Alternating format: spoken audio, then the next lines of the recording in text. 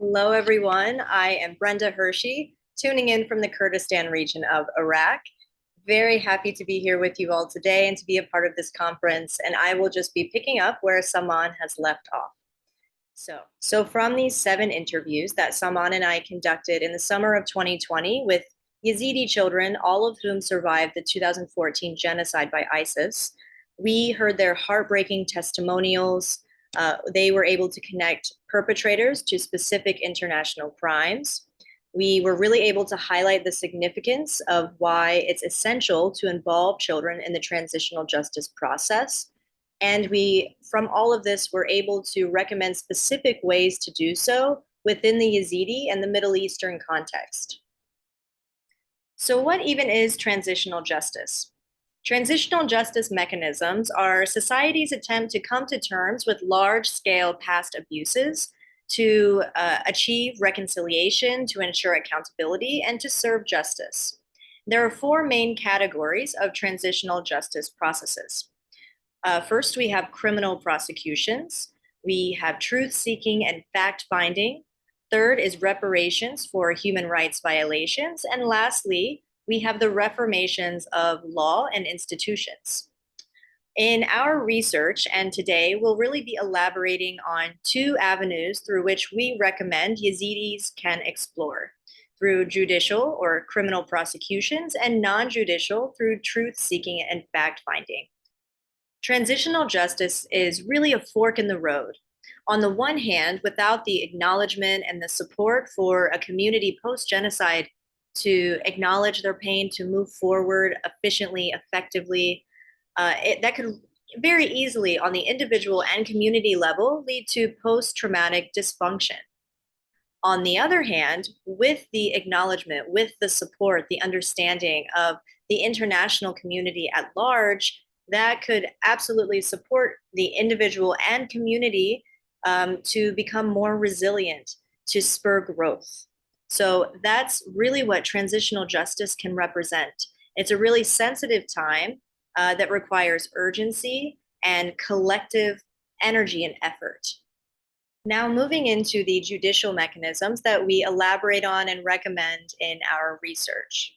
Before jumping to the recommendations, though, it's essential to have a grasp on the national efforts in both the Kurdistan region of Iraq and Iraq as a whole, because there have been initiatives, just very flawed ones. The reformation of law that they have implemented and the reparations that they've paid to Yazidi women, specifically survivors of sexual enslavement by ISIS, discluded many groups. It ended up causing more conflict among communities in the region. And ultimately, it didn't hold accountable the perpetrators that it was meant to.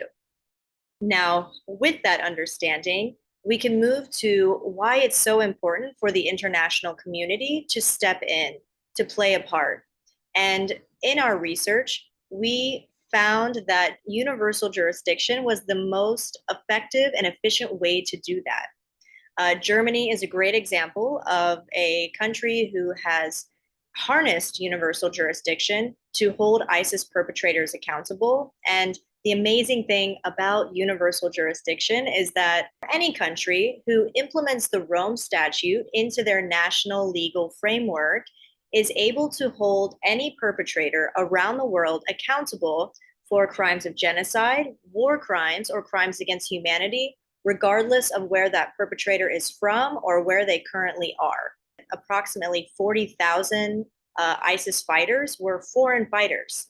They were international people who traveled to the region, to Syria and Iraq. And so any country that is able to implement the Rome Statute into their legal framework has the power to hold these people accountable in ways that the Iraqi, the Kurdish, and the Syrian legal systems, they don't have the capacity to do so. Here on the left, we have Ziad, who was captured at age 11 and who described in detail for us his experience as a child soldier. He was indoctrinated, he was paid and trained to be a fighter in the terrorist organization. and he identified 13 perpetrators from 6 different countries. And on the right, we have Alia, who was captured at the age of 11. And although she was held under ISIS captivity for a short time, it was really quite traumatic. She was held as a sex slave and raped countless times by multiple men.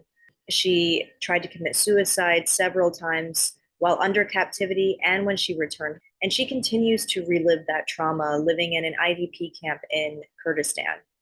She was able to identify 4 perpetrators from 3 different countries. Moving now into non-judicial mechanisms. So one thing we learned throughout our research is that a multidisciplinary approach was absolutely crucial. What we recommended was a Truth and Reconciliation Commission, or TRC. This could really help empower the Yazidi community and to acknowledge hard truths on both an individual and community level. We reference case studies from Sierra Leone and Liberia in our research. Sierra Leone happened to really lay the groundwork for child participation in transitional justice, and Liberia really built upon that. Again, so why involve children in transitional justice processes in the first place? Well, they are typically the majority of the affected population and are often persecuted to a larger degree. In many cases, as in the Yazidi context, their roles can be twofold. They may be the witnesses and victims of crime. They may also be perpetrators, forced into this role, and in this case, being a child soldier. So their roles are really complex, and inevitably, they will inherit the results of whatever comes of this transition. So this is really an opportunity to allow them to take some ownership of their experience in the present and moving forward. On the left here, we have Nadia, who was captured at age 6 and was held for a little over a year under ISIS captivity. She told us that when she grows up, she wants to be a teacher at the very orphanage we met her in. Shihab, on the right, was captured at age 11, and to many in the community is considered one of the quote unquote lucky ones, because when ISIS was rapidly approaching Sinjar, his family was one of the families that actually escaped to Sinjar Mountain before ISIS soldiers were able to capture them. Unfortunately, that turned into its own humanitarian crisis with about 1,000 families stuck on top of a mountain in the Middle Eastern summer. This was August, without food, water, or shelter for over a week. Our intention with this is really to illustrate the full perspective that these kids have and the value in that perspective in helping the community move forward together stronger. And through our research, we really clearly were able to highlight the significance of why children need to be a part of this process moving forward, and specifically what that could look like. I really hope that our research contributes to helping, to supporting the Yazidi community, and to spreading awareness that the Yazidi community is still in crisis mode 8 years later. There is still a really strong sense of urgency, and each of us, regardless of our connection to this crisis, can play our part. Thank you so very much for having me, for having Salman, for listening to this topic that we are both so very passionate about. And I look forward to hearing from all of you as well. Thank you.